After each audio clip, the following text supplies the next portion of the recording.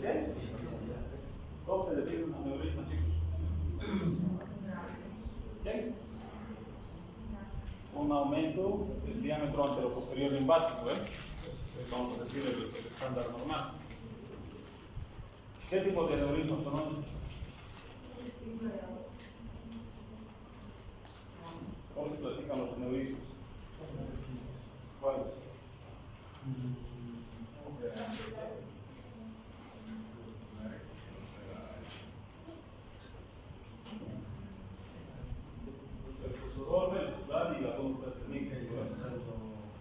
No. O sea, la clasificación de los aneurismas, pues vamos a decir, de acuerdo a su forma, es circular, puede ser doble y en algunas circunstancias semicircunstantes.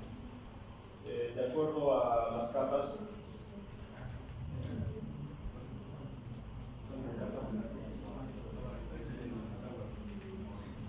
¿cómo se clasifican los aneurismas de acuerdo a las capas, a la formación de las capas?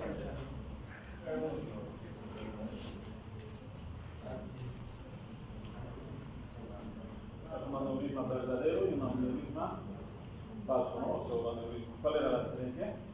De las uno pronunciado la capa y el otro pronunciado Solo dos. Perfecto. Bueno, factores pronósticos. No los factores etiológicos, los factores pronósticos si crecían crecimiento rápido, tenía que crecer más de 3 a 4 milímetros por año. Y el tamaño de la patita, no, 5 centímetros será, ¿no? 5 centímetros. Bien.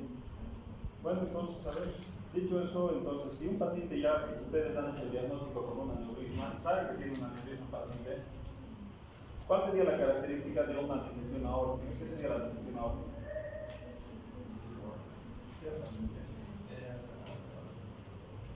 Entonces, si nosotros ya tenemos un paciente en el que le hemos hecho el diagnóstico de un aneurisma,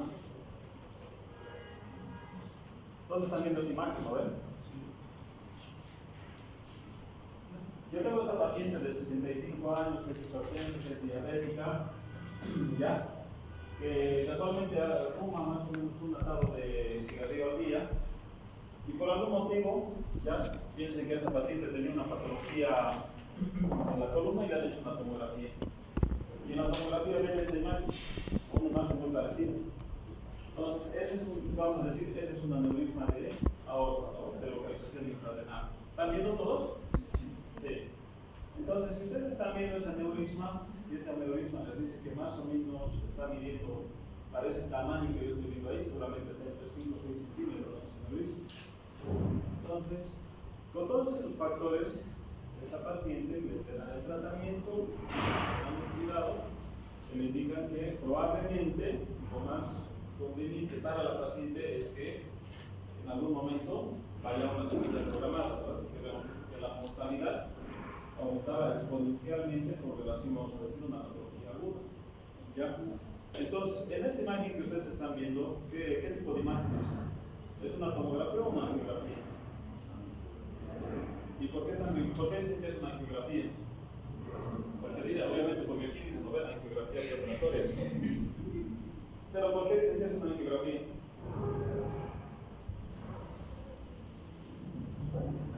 Y ustedes tienen que empezar a llenar su cabecita con imagen. Bueno, entonces, esa es una angiografía, ¿por qué? Porque lo único que están viendo ahí es la distribución vascular. No están viendo ahí intestino, no están viendo hueso, no están viendo nada, es la diferencia entre una angiografía, vamos a decir una tomografía. Bueno, de hecho, las angiografías hoy en día están quedando ya solamente como gol estándar, como decir, es la prueba de las pruebas, pero como es invasivo y como la tomografía más la reconstrucción da la misma imagen, entonces hemos preferido la tomografía, ¿no? ¿Qué pasaría con esta paciente? Ya les he dicho, 55 años, que fuma, que es hipertensa, que es diabética, y que viene, vamos a decir, por un cuadro de dolor abdominal agudo. Estaba caminando, ¿ya? Y en el momento de que ella levanta, vamos a decir, un objeto pesado, empieza con dolor. Y llega la emergencia. está en la emergencia con ustedes, ¿qué pensarían que tiene la paciente?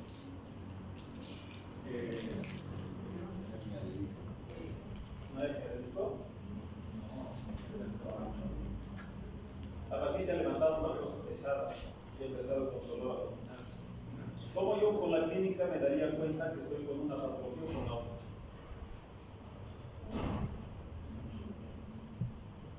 ¿Cuál sería la segunda? El dolor abdominal es difuso, es inespecífico, muy agudo. No tiene sentido. Lo que tienen que hacer es medir la presión arterial, o sea, tomando la frecuencia cardíaca y la presión arterial. Obviamente la presión arterial se va a elevar, la frecuencia cardíaca se va a elevar, pero la presión arterial va a tener, vamos a decir, unos constantes normales.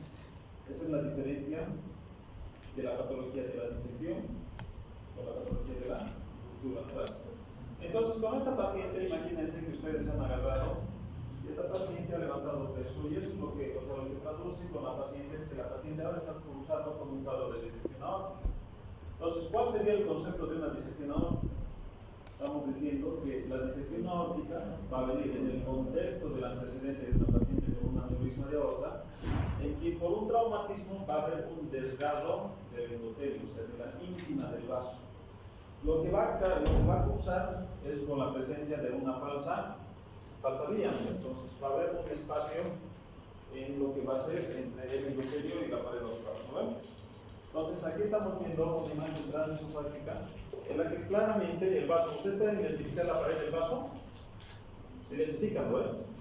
La pared del vaso está por aquí. Y ven la diferencia de congeniciedad de la ecografía. Hay uno que es líquido, es negro, y el otro está un poco más flojo. ¿Qué me está mostrando esa parte con? No. Esto es sangre, ¿no ves? Si nosotros le podemos conocer, esto seguramente está moviéndose. Pero esa parte de aquí, esta parte que estamos viendo, ¿qué representa? ¿Qué? No, chicos, esto es un concepto básico. Esto es líquido, ¿no ves?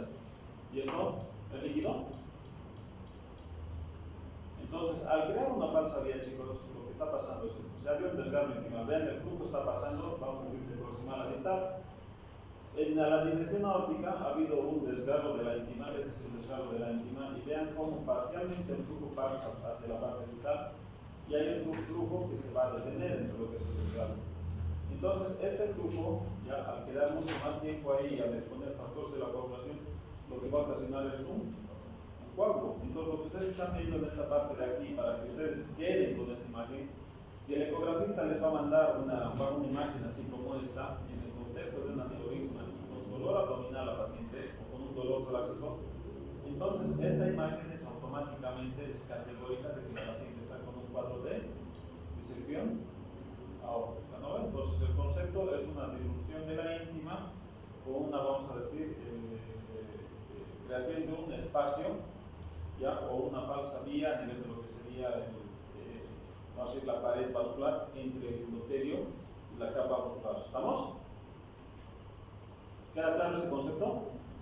Bien, entonces cuando yo tengo este concepto, ya, a medida que vaya aumentando la presión en el vaso, ¿qué es lo que va a ocasionar? Va a empezar a aumentar, o sea, ese espacio, esa falsa vía, a medida que se vaya separando, va a ocasionar un flap intimal que se llama. O sea, ¿qué quiere decir? Que ese desgarro va a ir progresando, va a ir creciendo, se va a ir separando poco a poco. Entonces, esto es lo que se denomina el flap intimal. ¿Y cuál es el problema de este flap intimal? Que a medida que vaya llegando a las colaterales, ¿qué les va a pasar a las colaterales? O sea, imagínense, yo tengo una disección de aorta en la aorta, vamos a decir, ascendente. ¿Cuál sería el problema de esta paciente?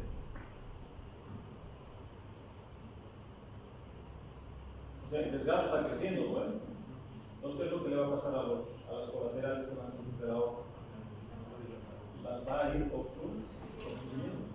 Entonces, en este caso, o sea, la manifestación, la característica es de ese paciente que viene con un dolor típico localizado ya sea en el tórax o en el abdomen, que a medida que vaya, vamos a decir, pasando las horas, puede ir presentando focos de irradiación. y la radiación va a generar, por lo general, va a ser del segmento lesionado hacia la parte distal, hacia la parte distal del vaso. Entonces, lo que quiere decir que estas vamos a decir, prolongaciones o platinimales, ya estas partes de aquí, es lo que van a terminar obstruyendo el orificio de salida de los vasos colaterales. Por eso que es muy importante que ustedes sepan la localización del aneurisma, ¿no? De hecho, ¿cuál era la localización más frecuente de un aneurisma? Habíamos dicho que más o menos del 5 al 15% estaba en la localización torácica, ¿no? Y más o menos del 85% y 90% estaba en el abdomen. De ese 90%, el 90% ¿dónde estaba?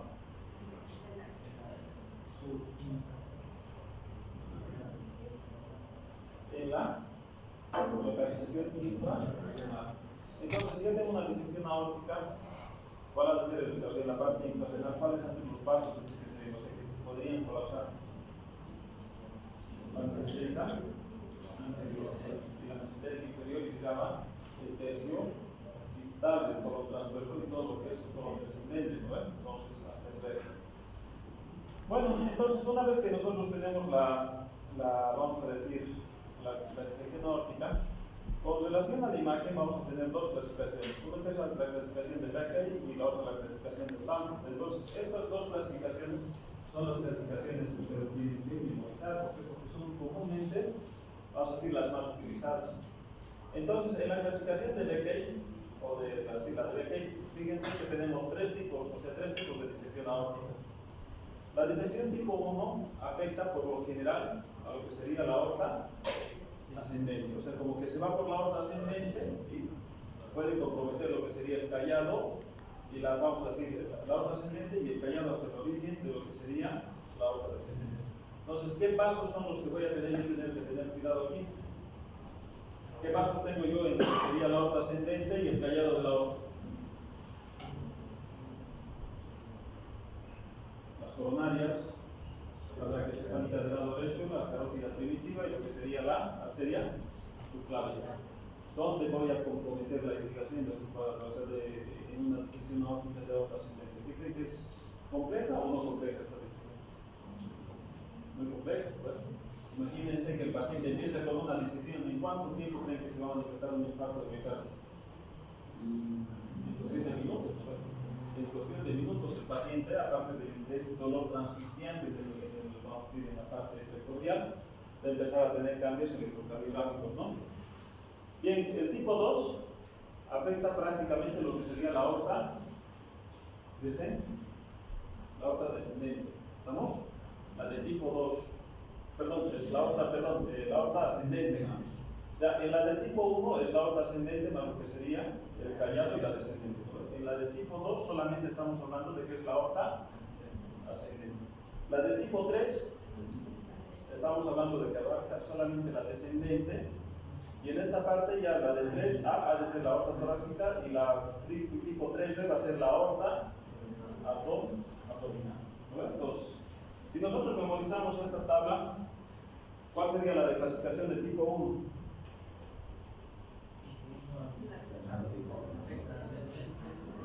La de tipo 1 era ascendente y descendente. La de tipo 2, la de tipo 3, la descendente. La de tipo 3A era torácica y la de tipo 3B. Bien, ¿se van a acordar de esa clasificación? ¿Seguro? Se los van a preguntar. ¿Ya? Y la otra clasificación, la clasificación de Stanford es una clasificación mucho más sencilla que la otra. La de tipo A es la aorta ascendente, vamos a decir que es la de peor pronóstico, ya saben por qué, ¿verdad? O sea, la de tipo A, para la Stanford solamente es la aorta ascendente. Vean cómo es así. La aorta ascendente y la de tipo B es la aorta descendente. ¿No? Aquí está la subclavia. Entonces, ¿cuál quieren que les pregunten en el examen? ¿La de Stanford o la de Bechdel?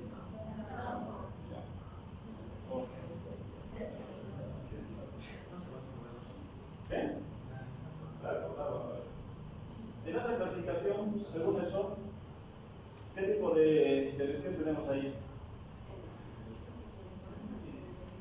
Ahí dice la de Bechdel, ¿verdad? Vean cómo en la clasificación tipo 1 hay vamos a hacer una disección de la aorta ascendente y también tenemos una disección de la aorta descendente. ¿Dónde está la lesión en ese vaso? Está en la aorta ascendente. Y la parte descendente que ya sería es la progresión, ¿no? Es la progresión distal de la disección aórtica. La de tipo 2, vean cómo está la lesión. ¿Dónde está ubicado? En la ascendente, nada más. Solamente en la ascendente. ¿Y la de tipo 3? Y ese sería una tipo 3 o 3B. 3A.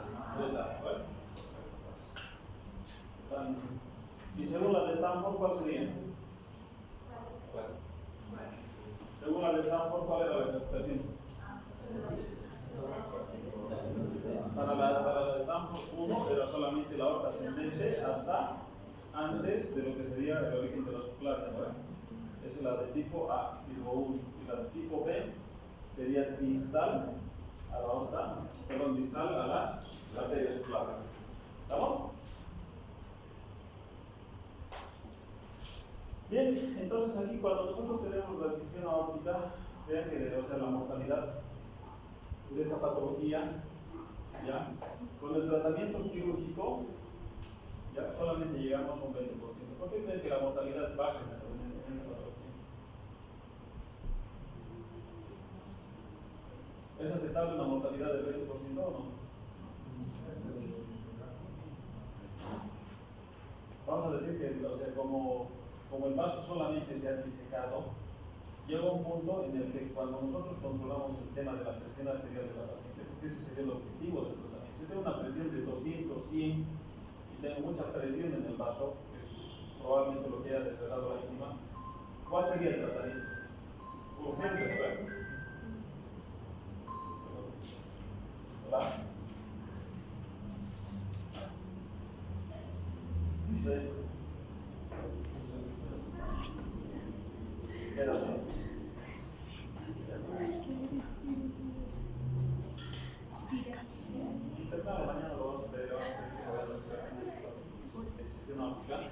Vamos a decir que es una hemorragia, es una lesión que todavía está contenida, y el tema de la mortalidad se debe por lo general a la progresión, a las complicaciones vasculares, ¿no?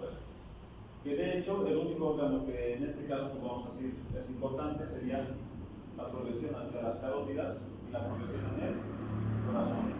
¿Vamos? ¿Cuál es la etiología? Para la parte vascular, ¿cuáles eran las etiologías?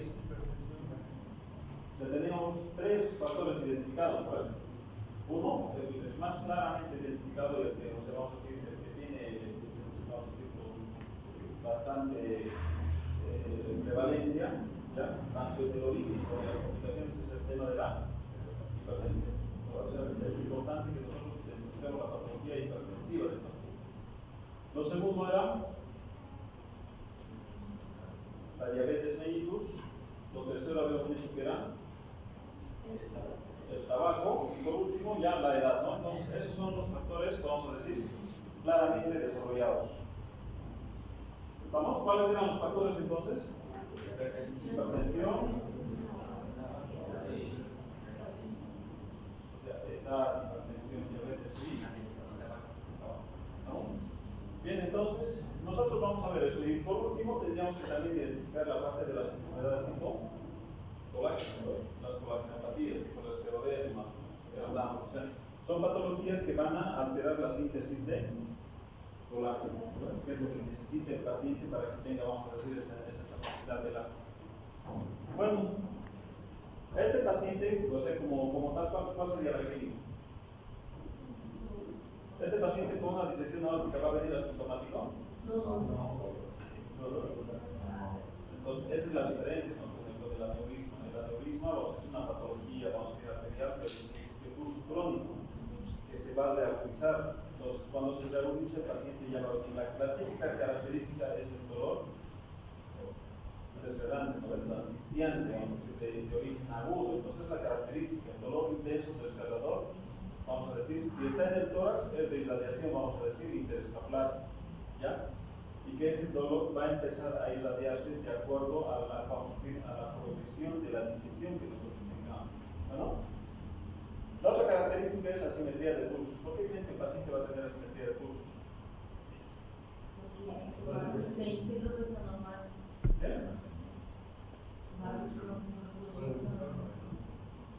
¿por qué tiene que ver el tono de los movimientos? La simetría de pulsos a veces. Es lo mismo que les estaba diciendo que o sea, a medida que se vaya desgarrando, entonces el flujo va a disminuir, vamos a decir, en las colaterales que voy a comprometer. Entonces, imagínense si yo tengo una presión diferencial en las extremidades superiores, ¿dónde tendría que pensar que esté arriesgado? ¿Dónde está menor el pulso? O sea, yo tengo esta presión, en la presión de la mano derecha, voy a tener una presión de 90-60 y en la presión de la mano izquierda voy a tener 120-80. ¿Dónde está el desgarro? 90-60. Estamos viendo que está en la aorta ascendente con progresión, vamos a decir, acerca ya de la aorta, ¿no? ¿Estamos? Bien, perfecto. Entonces, es por ese motivo que nosotros vamos a tener diferencia de presión, vamos a decir, o de los pulsos, una simetría de pulsos. Síntomas compresivos. Nosotros podríamos pensar que el paciente tenga síntomas compresivos. Si ya con el aneurisma teníamos, vamos a decir, la presencia de compresión, imagínense si ese aneurisma aumenta súbitamente de tamaño. Entonces, la típica característica de este paciente va a ser la presencia de disfagia, ¿no? Entonces, el paciente va a decir que por lo general no puede pasar. Si ya tengo, vamos a decir, la cantidad del sangrado, ¿ya? Yo tengo hemorragia en el paciente, sigo pensando que es una disección aórtica. O sea, ¿qué quiere decir? Ya aquí la presencia de sangrado me estaría indicando que sea complicado, ¿no? Que la disección aórtica va a pasar a ser una ruptura aórtica. ¿Y cómo yo diferenciaría, vamos a decir, el paciente de una disección aórtica de una ruptura aórtica? O pulso simétrico y a presión baja. ¿Cómo? O pulso vai ser simétrico com a pressão baja. Claro, el paciente se va a poner hemodinámicamente inestable, va a estar con palidez, con sudoración, con una hipotensión sostenida, por más que ustedes le pasen sangre, le pasen plasma, le pasen plaquetas, etc. No va a mejorar su presión arterial. Y aparte de eso, su pulso va a estar, en una primera etapa va a estar taquicárdico y en una etapa posterior va a estar taquicárdico con pulso acelerado o débil. Va a estar con un pulso débil, ¿vale? Y los síntomas migratorios, lo que les decía, ¿no? La obstrucción. El paciente va a empezar con, vamos a decir, o sea, lo más frecuente del paciente y lo más frecuente que ustedes van a ver en la parte clínica, en la parte de emergencia, es la característica de que el paciente viene con ese dolor tan agudo y va a empezar a tener manifestaciones irregulares. El paciente va a entrar con un infarto o de miocardio, ya la complicación. ¿Este paciente qué creen que pueda sobrevivir? ¿Sí o no? Si tiene un bom centro, sí. Depende del centro, no está mal, pero o sea, vamos a decir, el pronóstico de este paciente con cirujano, sin cirujano, es realmente una mortalidad elevada. ¿Por qué? Porque ¿cuánto tiempo estaría el corazón sufriendo un isquemia? Más o menos estaríamos hablando de que hasta las 6 horas, ¿no? Más o menos estaríamos hablando de que si es que no les reparamos en ese tiempo, el paciente va a tener una lesión irreversible. Aparte de las lesiones coronarias, el paciente, ¿por qué tendría que tener?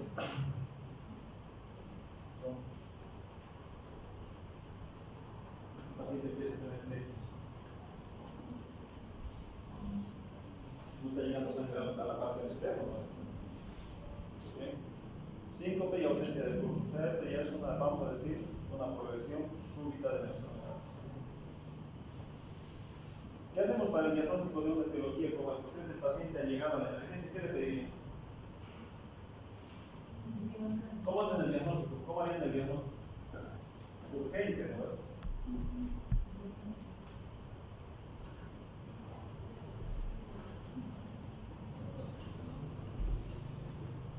¿De acuerdo?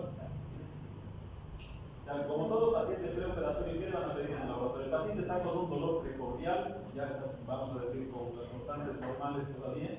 Enzimas cardíacos, electrocardiograma. ¿Ya? Y placas de residência também.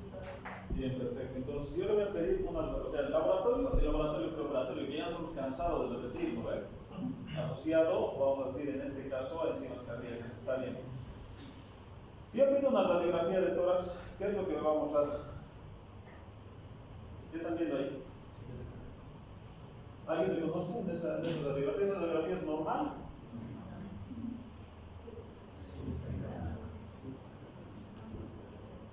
Ya ven en la radiografía, chicos.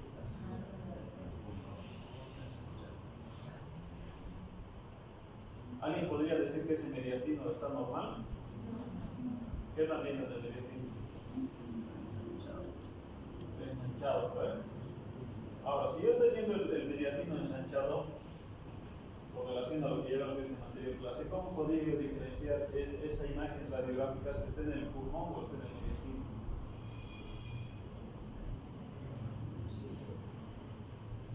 Ahí así pregunta de examen, ¿no? Este ensanchamiento del mediastino, ¿ya? Entonces, claramente están viendo que el mediastino está ensanchado, ¿no? Vean aquí. ¿Estamos? ¿Cómo era? Para pensar que era patología pulmonar. Los ángulos eran en patología pulmonar, la obstrucción iba a ser que iba a formar un ángulo agudo, ¿pues? Y el signo de la silueta, ¿pues? Entonces aquí nosotros estamos teniendo una imagen en la que el intestino está ensanchado. Ya. ¿Dónde está el problema en este paciente? ¿Dónde está el aneurisma? ¿Aquí? ¿Puede ser que está aquí o no? ¿Sí? ¿Todos se dan de cuenta que está aquí? O sea, lo primero que le van a pedir es una radiografía, está bien, lo ves como más fácil. Pero ahora ya pues interpreten la radiografía, pedir una radiografía. O sea, claramente ustedes tienen que ir a buscar que, o sea, tienen que ver un mediastino ensanchado, ahí no hay problema, ¿no? Pero el problema es de conocer. Entonces, el problema está aquí. Este es el botón aórtico, ¿no ves? ¿Este está alterado o no? ¿Sí? ¿Seguro? ¿Todos han subido por eso? Vean, chicos, aquí.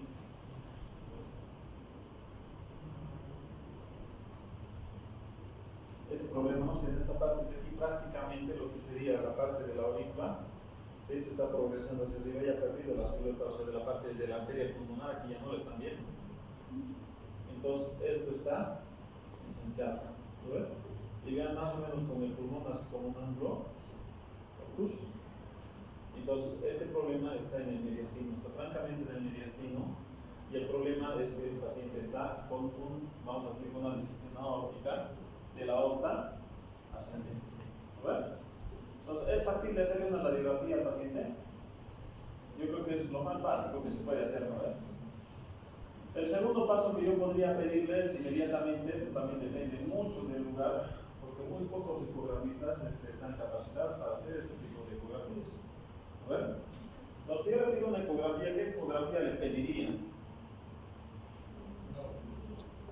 Yo le voy a pedir una ecografía que transtorácica o le voy a pedir una ecografía esofágica. O sea, lo ideal sería meterle el por dentro del esófago y a través de eso pues, poder identificar, ¿no? Porque si estoy diciendo que la aorta es, vamos a decir, ascendente, ustedes recuerden que en esta parte está el esternón. Y entre el esternón, como la aorta, vamos a decir, está detrás, lo que sería el pulmón, todas esas imágenes me van a dificultar. Es lo más fácil factible y yo le hago una ecografía trans esofágica. ¿Es factible hacer una ecografía trans esofágica a los pacientes? Entonces, cuando la patología es torácica, ahí la pregunta es, ¿no? ¿La ecografía me sirve o no? Bien, pero si la ecografía es en la parte, o sea, si fuera la parte abdominal, ¿qué tendría que ver? Tendría que ver esa imagen ya con un cambio de economicidad dentro del vaso. ¿Alguien puede describir en esa parte dónde está la parte normal y dónde está la parte, vamos a decir, con la disección aórtica?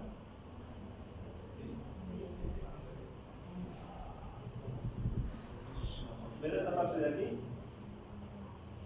esta parte es más homogénea, ¿no ves? Más anicogénica, es negrita. No sé. Bueno, la parte de aquí arriba, esta parte de aquí, ¿ustedes ven? Sí. Es la parte que es homogénea, es de un solo color, es negrita. O sea, esto es anecogénico, lo que les he dicho, ¿no? Lo negro es anecogénico. Y lo que es negro, eso ya le está hablando que es líquido. Y esta parte de acá, ven como un puntillado blanco, así como blanquecino. Eso de allá lo hace heterogéneo. Y esa parte de ahí es lo que sería la presencia de la disección. ¿No? A ver. Bien, no se han quedado conformes. ¿Alguien le pidió una tomografía al paciente? Conforme, ¿verdad? Entonces, en esa imagen de la tomografía de acá, ¿qué me podrían decir que es esa tomografía? ¿Hay aneurisma o no? ¿Sí o no? ¿Dónde está el mediastino? ¿Qué? Como que se está yendo al mediastino anterior, ¿no? Bueno, toda esta parte de acá. ¿Y qué estructura se está comprimiendo? Está comprimiendo el esófago y la tráquea, ¿verdad? ¿Estamos? Entonces, ya que una vez que le han hecho el diagnóstico, ¿esto qué le plantearían al paciente? ¿Cirugía? Ya, un cardiovascular así de entrada está por forma 2. Está ya haciendo un letrero, ¿no? Llámenme en caso de aneurisma en la plaza noche. O sea, ustedes su tratamiento de emergencia, porque estos pacientes van a llegar a la emergencia. Imagínense que el paciente tiene media hora. Si el paciente tiene, vamos a decir, desde el momento que ha empezado el desgarro, cada minuto en el paciente cuenta. Cada minuto que ustedes demoren en hacer el diagnóstico y demoren en hacer el tratamiento, ese desgarro va a ir progresando. ¿Se entiende? ¿Qué prefieren? ¿Tratar un desgarro solamente de aorta ascendente o prefieren tratar aorta ascendente y descendente? Yo prefiero aorta ascendente y descendente. No hay más estrés, más dinero para el cirujano, ¿no? Ya, entonces el tratamiento, pues claro, volvemos al chiste nada más. El tratamiento fundamental de estos pacientes, es que corrigan los factores, ¿no? Entonces el principal factor para un desgarro es la elevación de la presión arterial. Tan simple como eso. Entonces al paciente, ¿qué le harían a este paciente? De entrada, este paciente, ¿dónde va a ir? ¿A la sala o a la terapia? A la terapia, ¿no? Bien. Entonces, una vez que el paciente entra, vamos a decir, a la terapia, va a entrar con este medicamento que se llama el nitrocruciato de sodio. Ya, es, como vamos a decir, es un medicamento que tiene que pasar en infusión continua. Y si le voy a pasar un medicamento en infusión continua, que es un vasodilatador, ¿qué es lo que tengo que controlar en el paciente minuto a minuto? Presión arterial. Tengo que ver, claro, tengo que ver, vamos a decir, el monitor, ¿ya? De cuánto está la presión. Si le paso mucho, ¿qué le va a pasar al paciente? Una hipotensión severa, ¿no? ¿Y cómo me voy a dar cuenta que le estoy pasando mucho medicamento al paciente? El paciente va a tener alteración del nivel sensórico, porque el paciente va a tener distintos grados de hipotensión, o sea, de isquemia cerebral. Y si le paso muy poquito, el paciente va a seguir hipertenso, ¿no? Entonces, eso es lo que hace el terapista. El terapista coloca una guía, vamos a decir, una guía arterial, le pone un catéter, un transductor, vamos a decir, en la arteria radial, y va midiendo constantemente la presión sistólica y diastólica del paciente. Si aumenta la presión, le tengo que aumentar el medicamento, que es el nitrocruciato de sodio. Si tengo que aumentar, vamos a decir, la cantidad de nitrocruciato de sodio. Y si baja la presión arterial, entonces tengo que empezar a disminuir la dosis del medicamento. ¿Ver? Entonces, cuando entra un paciente con una disección aórtica, el terapista va a dormir. No, tiene que estar ojo con todos los datos. De hecho, el nitrocruciato, vamos a decir, es el más frecuente. Lo segundo que yo le puedo poner, si con eso no mejora, o sea, si con el nitrocruciato no mejora, imagínense, cuando yo ya le estoy pasando un vasodilatador, el paciente tendría que mejorar, pues eso es lo básico. Si no mejorase, ¿qué le tendrían que asociar al paciente? Beta-bloqueante. Diurético. ¿Qué beta-bloqueante? No, diurético no. Le vas a bajar, vamos a decir, le vas a forzar diuresis y le vas a bajar la bulimia, y eso es malísimo con los pacientes. ¿Qué beta-bloqueante conocen que es endovenoso?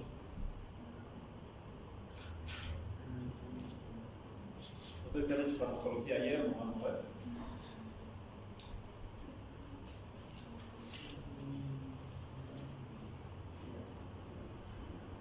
¿Ya por qué medicamento conocen este endovenoso? El abetalol, ¿verdad? Entonces se diluyen el abetalol en 100 ml y le tienen que ir pasando con microgotero de acuerdo al kilogramo peso del paciente. Bien, entonces, como ven, vamos a decir, la primera medida que ustedes tendrían que hacer en el hospital, en el manejo de la guardia, es que yo tengo que ir y atacar la hipertensión arterial del paciente. ¿Claro? Bien, perfecto. Ya con esa parte, y de acuerdo a la localización, ¿qué tendría que hacer, vamos a decir, con la parte de la disección?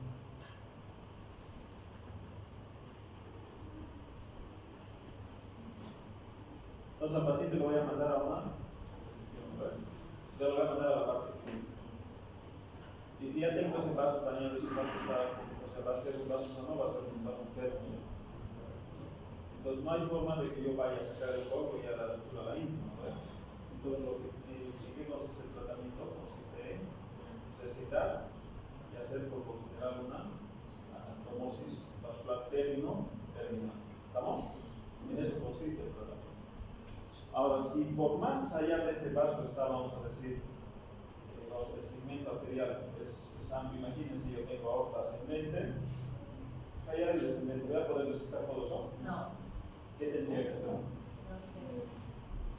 Tendría que colocar stent auto expansible, o sea, que tengo que poner un stent auto expansible al paciente para que de esa manera vaya mejorando el tratamiento, o sea, la parte del flujo.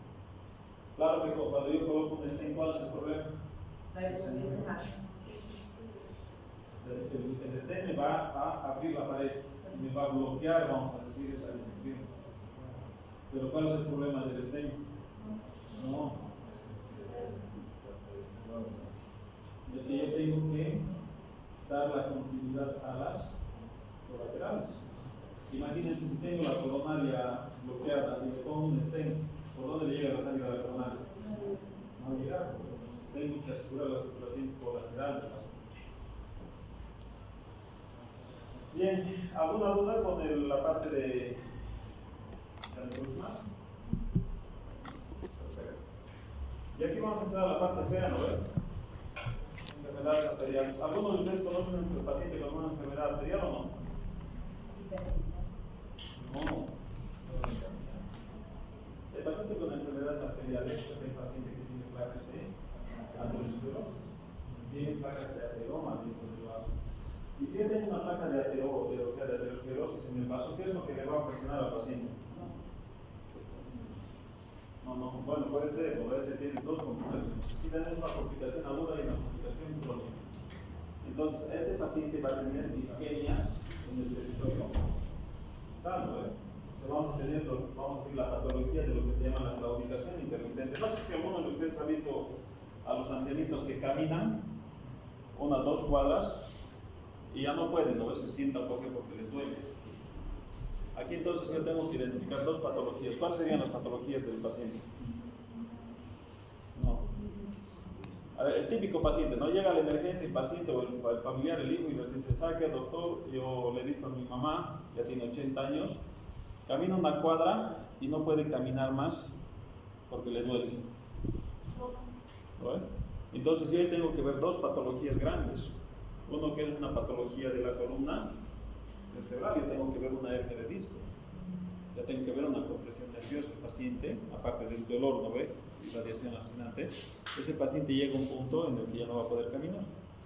Y el otro paciente es este paciente, eso es una enfermedad vascular en el que el paciente va a empezar a sentir isquemia en las extremidades inferiores, ¿no? Entonces algo está pasando en el vaso que no está dejando circular. Entonces la enfermedad vascular periférica, ¿ya? es la traducción de la placa de aterosclerosis vascular. ¿Estamos? Entonces, yo cuando tenga pacientes vasculares periféricos donde voy a tener episodios de isquemia, yo tengo que pensar en lo que el paciente va a tener aterosclerosis. ¿No ven? El paciente puede ser sintomático o asintomático. ¿Cómo va a venir el paciente? Por lo general va a venir sintomático. ¿No? Que llega un momento en el que el paciente se va a cansar.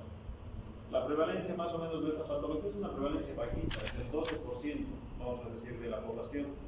Pero muchos de los pacientes, muchos de los médicos no reconocen esta patología y los mandan a los pacientes, vamos a decir, con calmantes, con antiinflamatorios, vamos a decir, con pregabalina, como pensando que es la parte neurológica y no es así. Hasta que llega un punto en el que el vaso prácticamente se trombosa o se ocluye y ahí sí estamos en problemas severos, ¿no?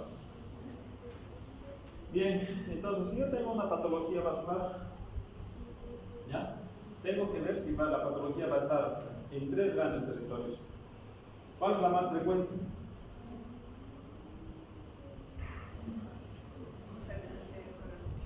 Entonces, si yo tengo placas de ateroma, ¿dónde se va a hacer más evidente? En la coronaria, ¿no? Es muy frecuente. ¿Y después de la coronaria? En el cerebro. O sea, nosotros vamos a identificar estas 2 patologías al tiro, ¿no? ¿O no? ¿El paciente va a venir con un dolor precordial o va a venir con una alteración sensitivo-motora? ¿Pero qué hacemos con estos pacientes? O sea, estos pacientes van a ser, vamos a decir, los que van dando vueltas por el consultorio y van, vamos a decir, haciendo el diagnóstico cardíaco. ¿Cuáles serán los factores de riesgo? Este cuadrito les está hablando, o sea, este cuadrito ya vayan metiéndolo en su cabeza, porque todas las enfermedades vasculares están relacionadas con estos factores de riesgo. Tabaquismo, diabetes, hipertensión, ¿ya? Tercera edad, dislipidemia, ¿y qué es lo que nos faltaría aquí? Enfermedades tipo colágeno. Entonces, cuando vayan haciendo sus casos clínicos o cuando vayan viendo sus pacientes, ya tienen que identificar estos factores. Díganme qué cochabambino no tiene esto. ¿No ven? No tienes ahora, pero después va a estar bueno. Bien, entonces, ¿cuál es la característica fundamental del paciente? O sea, aquí yo tengo, los signos, con los cuales yo tendría que sospechar en esta enfermedad. ¿Ya? ¿Cuál es vamos a decir, el signo característico del paciente? O sea, el paciente cuando venga puede tener todo lo que tiene la tabla, pero yo tengo que identificar prácticamente la claudicación. ¿Qué es peor? ¿Tener una claudicación en esfuerzo o en reposo? En reposo. ¿Peor? Si yo tengo vamos a decir, una claudicación en movimiento, camino 1 cuadra, 2 cuadras, 3 cuadras, entonces, ¿qué quiere decir? Que vamos a decir, ese vaso todavía está permeable, o sea, que tiene sí una disminución, vamos a decir, de la luz, pero que todavía tiene flujo. Cuando ya tengo el reposo el paciente, ¿qué me está hablando? Que prácticamente el vaso está casi ocluido, o sea, está al borde del colapso, de decir, me ocluyo, ¿y cuál va a ser la complicación?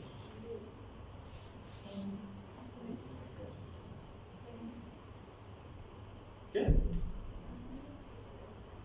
No, pues, si yo tengo un vaso, como ustedes han dicho, ¿no? Yo tengo una claudicación, una limitación vamos a decir, una limitación en el movimiento del grupo muscular, que si es en esfuerzo, hay flujo, y a medida que se vaya haciendo el reposo, ese vaso se está tapando. Una vez que se tapa, imagínense, vamos a decir, la arteria femoral se ha terminado de ocluir, ¿qué le va a pasar a esa pierna? Va a entrar con una isquemia, pues. O sea, el paciente va a estar con una isquemia. Voy a ir a tocar los pulsos, ¿y cómo va a estar el pulso? Ausente. Cuando el pulso ya está ausente, tienen horas, chicos, tienen minutos en que tengan que reperfundir esa extremidad inferior. ¿Por qué? Porque el paciente va a perder la pierna. ¿Entienden? Se va a desarticular el paciente. Obviamente, si está en el brazo, si está, vamos a decir, en la extremidad inferior, o sea, son los sitios más frecuentes, por eso se llama arterial vascular, periférica, ¿no? ¿Se entiende o no? Entonces yo tengo que ver, vamos a decir, el tema de la claudicación. ¿Voy a tener pulsos anormales? Sí. ¿Cuál va a ser la característica de estos pulsos anormales? La diferencia de impulsos. En una de las extremidades que no está enferma o está sana, vamos a tener, vamos a decir, o más o menos pulsos. ¿Se entiende? Vamos a tener una definición de pulso. Por lo general va a tener placas de ateroma en otros segmentos. Y lo característico de esto, que también sería importante que ustedes reconozcan, es las heridas en estos pacientes, ¿cómo van a ser? ¿Este paciente va a tener tendencia a formar heridas úlceras o no? Sí. Sí, ¿no? ¿Y cómo van a ser esos úlceros? ¿Van a cicatrizar rápido o van a tardar en cicatrizar? Pues estos pacientes van a tardar en cicatrizar. Entonces ya con esos vamos a decir detalles, ya prácticamente ustedes tendrían vamos a hacer una base como para que ustedes puedan hacer el diagnóstico de patología paso a paso, ¿vale? Entonces, ¿cómo me voy a dar cuenta para hacer el diagnóstico? Bien, entonces, ¿cuándo voy a sospechar mi paciente con patología vascular? Eso ya saben, ¿no? Hipertenso, diabético, tercera edad, aterosclerótico y que fumen, ¿no? Los antecedentes están, vamos a decir, con relación a ver si es que tiene algún familiar, ¿no? Hipertenso, diabético. El examen físico, lo característico es la ubicación intermitente y la diferencia de pulsos. ¿Ya? Y en los métodos diagnósticos, ¿qué le van a pedir al paciente? Ahí vienen, vamos a decir, los principales síntomas y signos de lo que sería la enfermedad vascular.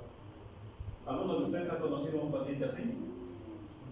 Algunos de sus abuelitos, qué sé yo, de sus suegros, no sé, alguno de ustedes tiene alguno de estos datos, ¿no?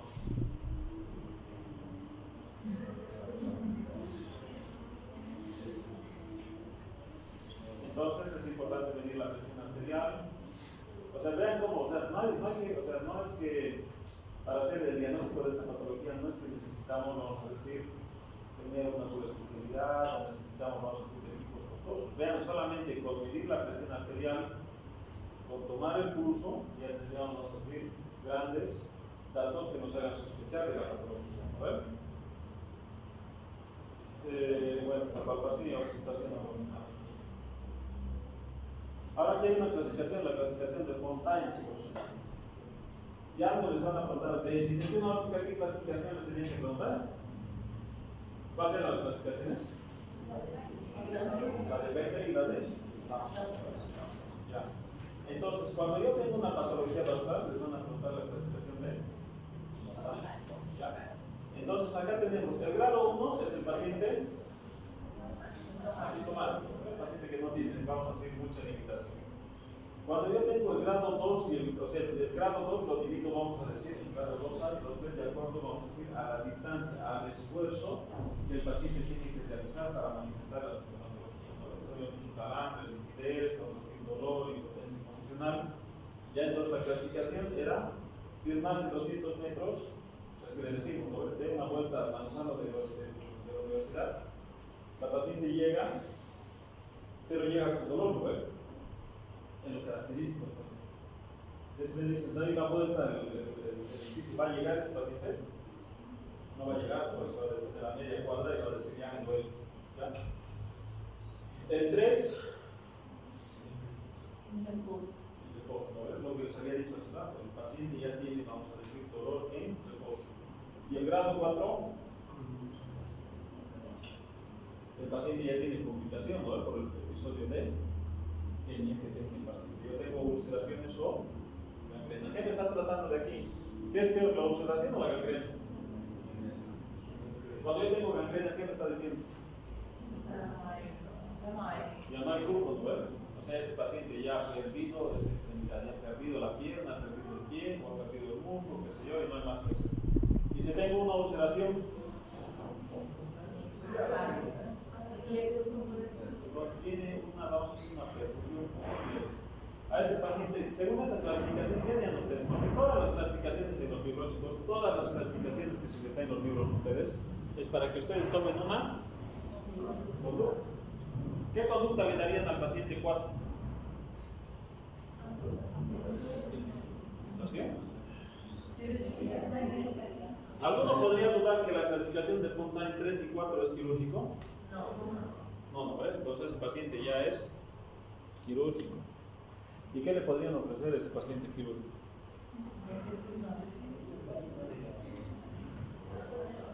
En el grado 3 y en el grado 4 solamente pronunciación, al paciente le tengo que hacer o dilataciones vasculares, lo que se llaman endarterectomías. Yo tengo que ir a resecar la placa de ateroma y tratar de abrir el vaso. ¿Se entiende? Yo tengo que ir a hacer endarterectomía, tengo que quitar las placas de ateroma del vaso y tratar de que ese vaso nuevamente vuelva a perfundir. ¿Estamos? Pero si ese vaso ya, por decirte, no le voy a hacer endarterectomía porque el vaso ya está prácticamente ocluido, ya está en ulceración. Bueno, me prende ya es otra cosa, pero si está en una ulceración, ¿qué le podría plantear? Le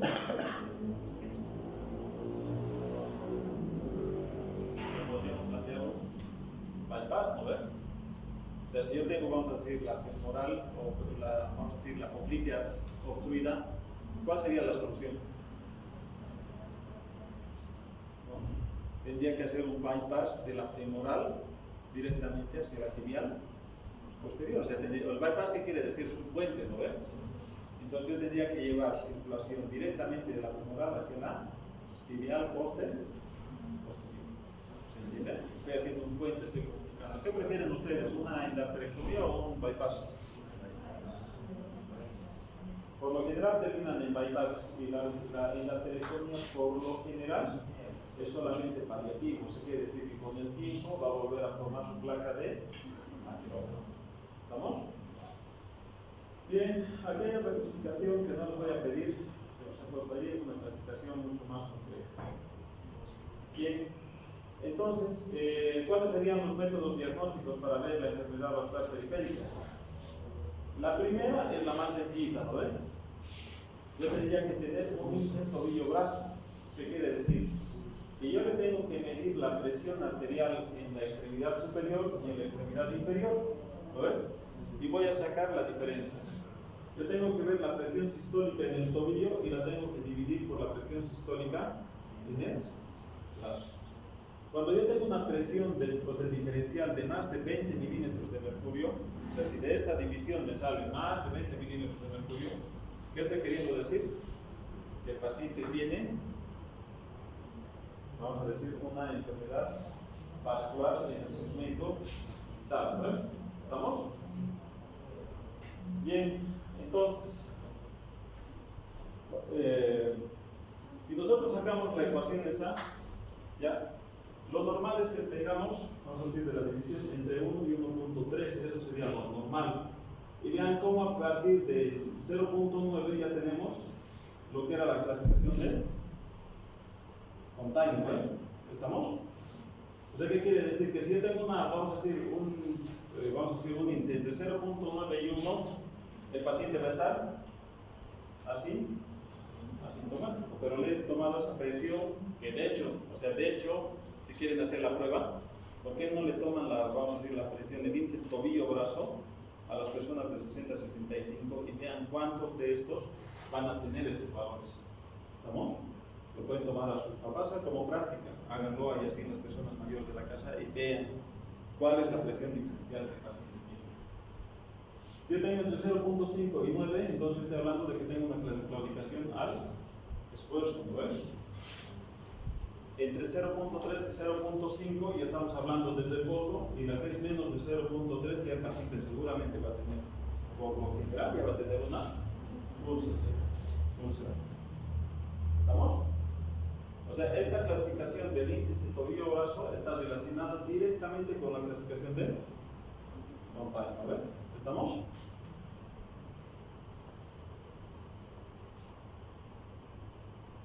Y el tratamiento, pues entonces era lo que les decía, ¿no? Tengo que hacer fístulas arteriovenosas o tengo que hacer los bypass, ¿no? ¿Estamos? Bien, acá tenemos otra patología que se llama fístulas arteriovenosos. ¿Qué son las fístulas arteriovenosas, chicos? ¿Qué concepto tienen de eso?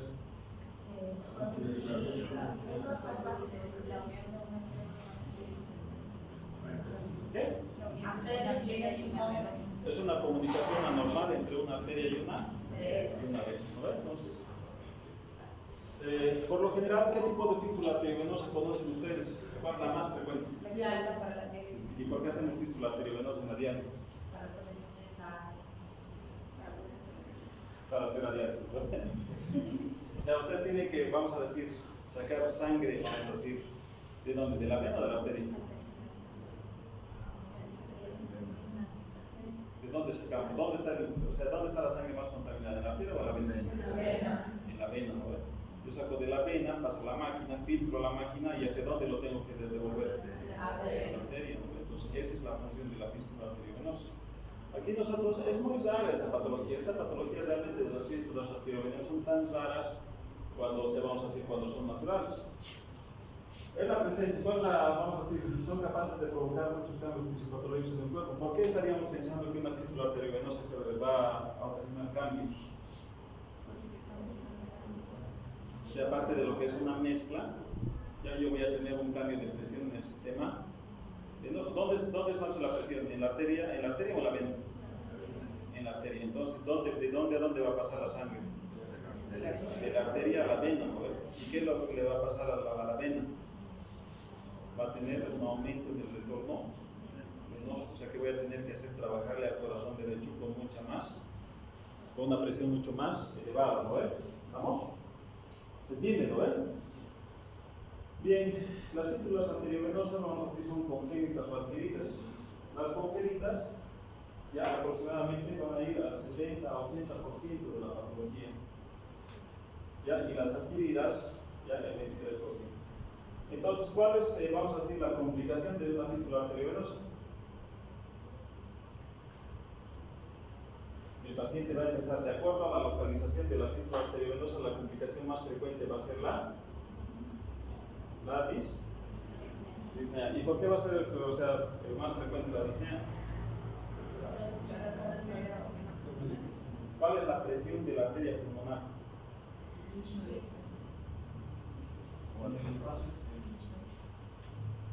¿Se acuerdan o no de fisiología? Hemos dicho que la presión, en este caso una fístula arteriovenosa me está comunicando la parte sistémica, la parte arterial, y me está comunicando la parte venosa. Aparte de aumentarme el volumen, me va a aumentar la presión de ese vaso. Si yo tengo comunicaciones arteriovenosas en el pulmón, ¿qué es lo que me va a ocasionar en el paciente?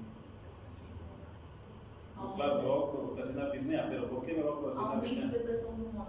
Me va a aumentar la presión capilar pulmonar, o sea, la presión capilar pulmonar más o menos tendría que estar entre unos 15-30 milímetros de mercurio. Si yo tengo, vamos a decir, un aumento de la presión en la parte circulatoria, ¿qué es lo que le va a pasar al pulmón? Porque lo que estamos tratando de explicar es la disnea, ¿no? ¿Por qué el paciente tiene disnea? ¿Qué es lo que le pasa cuando, vamos a decir, tengo una falla cardíaca del lado derecho? ¿Por qué? ¿Qué es lo que le pasa al corazón cuando tengo una falla del corazón derecho?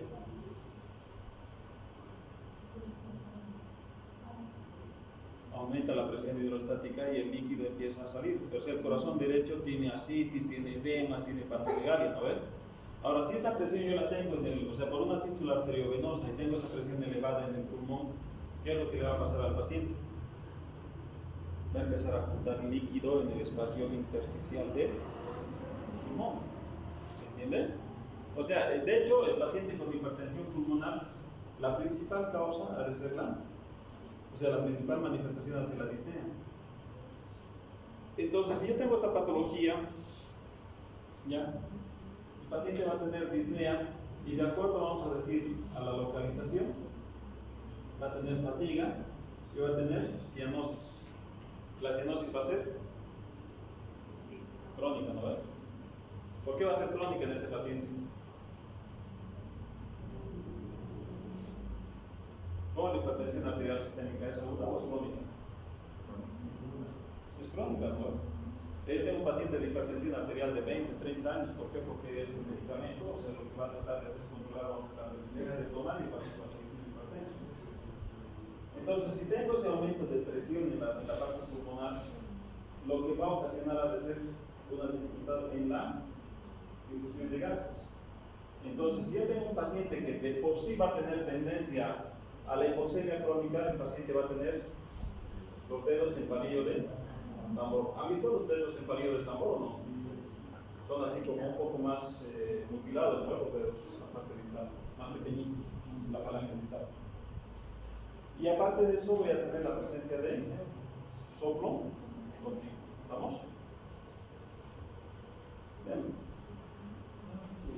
Las fístulas arteriovenosas, bueno, las adquiridas son solamente para el tema de la diálisis, ¿ya? Entonces suelen observarse, vamos a decir, el paciente con la presencia de, o sea, si tengo una parte en la parte distal, en la parte periférica, voy a tener la dilatación de los segmentos. ¿Ustedes han visto las fístulas arteriovenosas en los pacientes, en la muñeca y en el antebrazo? Sí. ¿Qué es lo que tiene característica de eso? ¿Por qué el paciente tiene hiperpigmentación en esa parte? ¿Cómo podría darme cuenta? O sea, yo me voy a dar cuenta que es una fístula adquirida por la hiperpigmentación, pero ¿por qué?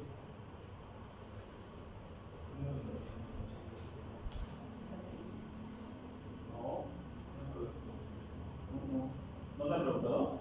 No.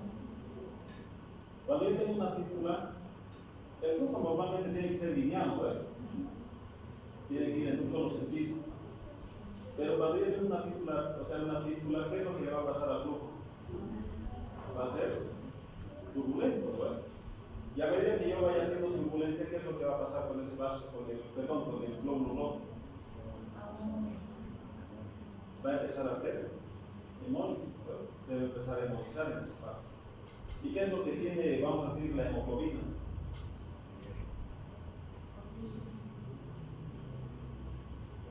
Tiene globina, ¿no? Tiene proteínas, tiene las cadenas de globina alfa y beta, ¿no?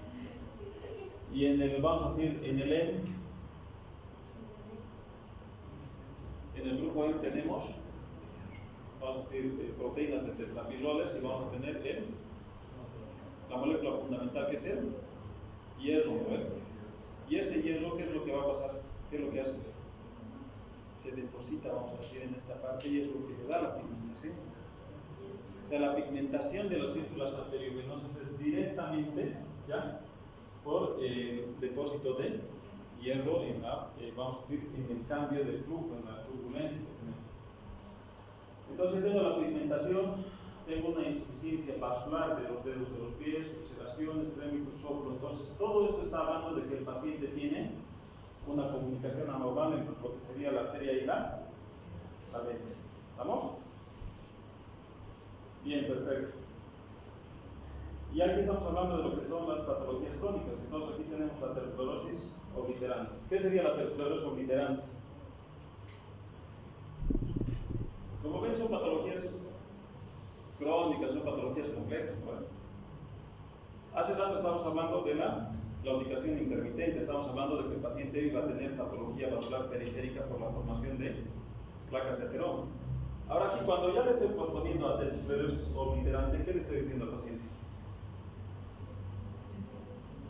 Hace rato el intermitente, ahora el vaso está completamente cerrado, ¿no ve? ¿Estamos? Entonces, esta es la causa más frecuente, vamos a decir, de isquemia en las extremidades inferiores. O sea, ¿aquí el paciente va a venir asintomático o no?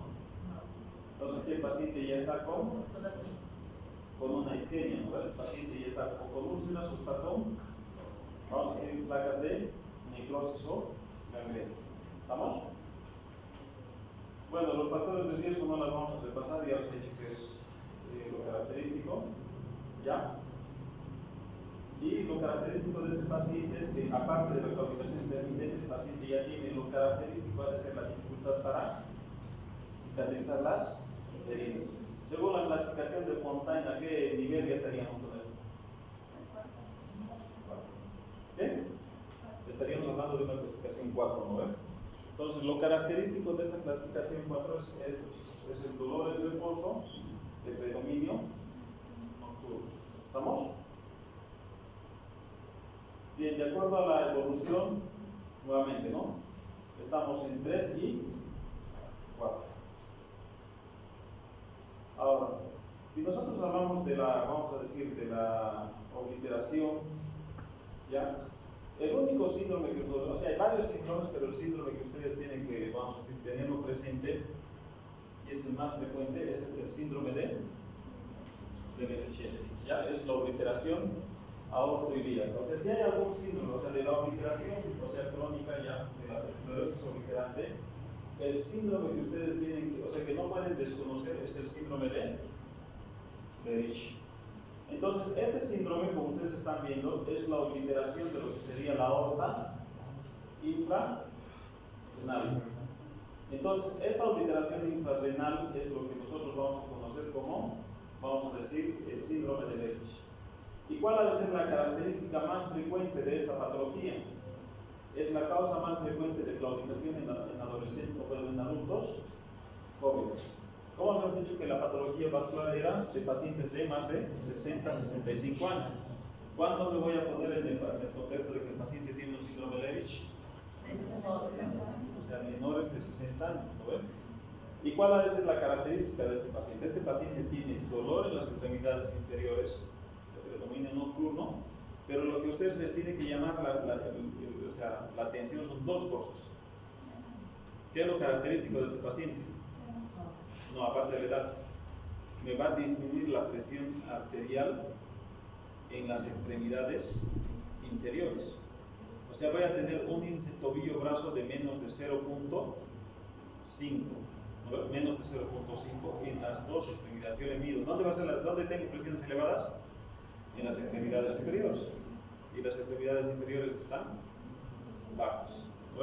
¿Estamos? Bien, perfecto. Y el otro dato que nosotros tenemos que buscar en este paciente es la... ¿Qué? Ya hemos visto el pulso ya. O sea, nosotros estamos viendo que el paciente tiene pulsos disminuidos en las extremidades inferiores, es joven, índice tobillo-brazo disminuido, pero ese es bilateral. Y lo característico es que el paciente, como es joven, va a tener impotencia sexual. ¿Ya? Entonces, esa es la característica de este síndrome. O sea, la función específicamente del síndrome de Medici, la ubicación intermitente alta, impotencia sexual y disminución o ausencia de pulsos femorales. ¿Se van a poder acordar de eso o no? De hecho, cuando yo estaba dando el examen de residencia, esta era una pregunta que ha salido. El síndrome de Medici. ¿Qué necesitan ustedes para hacer el diagnóstico de la patología aortoilíaca oclusiva, o sea, el síndrome de Medici? ¿Cómo haría el diagnóstico usted con esta patología? ¿Bien?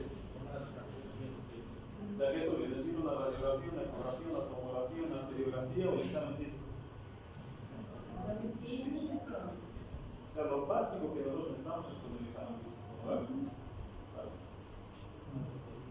Bueno. ¿Qué hora es?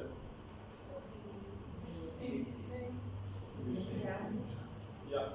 Vamos a parar aquí, chicos. ¿Y cuántas clases más tenemos con ustedes? Dos más tenemos, ¿no ves? Entonces, la próxima clase vamos a ver de lo que sería patología venosa. Vamos a ver insuficiencia venosa crónica. Y la última clase la vamos a ver para cardiopatías. ¿Estamos? Solo una. ¿Solo una?